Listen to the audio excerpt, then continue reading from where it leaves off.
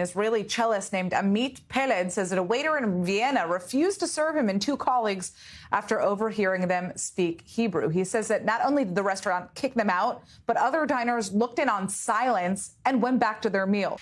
Well, joining us now is Amit Peled himself, the world-renowned cellist and conductor who was kicked out of that restaurant that we just spoke about simply for speaking Hebrew with two of his fellow musicians. Now, this moment left him shocked, but it was the silence that followed from what we understand. And Amit, I'd like to hear from you. When the waiter told you to leave for speaking Hebrew, what was going through your mind in that moment? How did you react? And how did you expect everyone around you to intervene?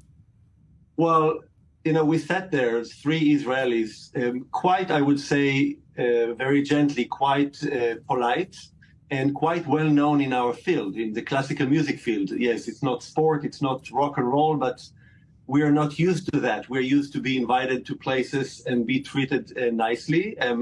We spoke Hebrew because we're Israelis, and I also speak German. I ordered the food for everybody, for Hagai, for Yulia, and for myself.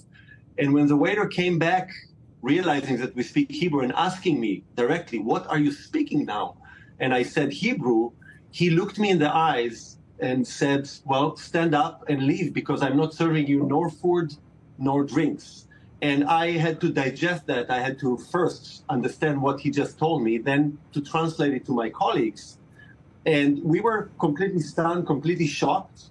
The people around us in the restaurant, all Austrians, were shocked at the beginning. And they said, "Oh, tut mir leid, we're sorry, and this should not happen." But the moment we stood up and left, they all came back to their food, to their drinks, to their beer, and like we were not existing. And that was really the part that hurt us the most.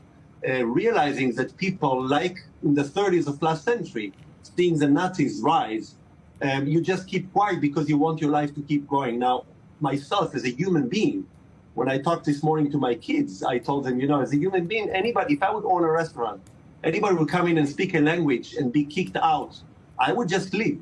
When I just speak my language, which again, is like breathing for me, and I get kicked out, then I feel really that anti-Semitism kicked off, and that I was shocked. Normally, I would argue, I would present the other opinion. I would, if I would have my cello with me, I would take the end pin, the down below, and stab him. No, I'm just kidding. But I would stand up for myself more than just being shocked.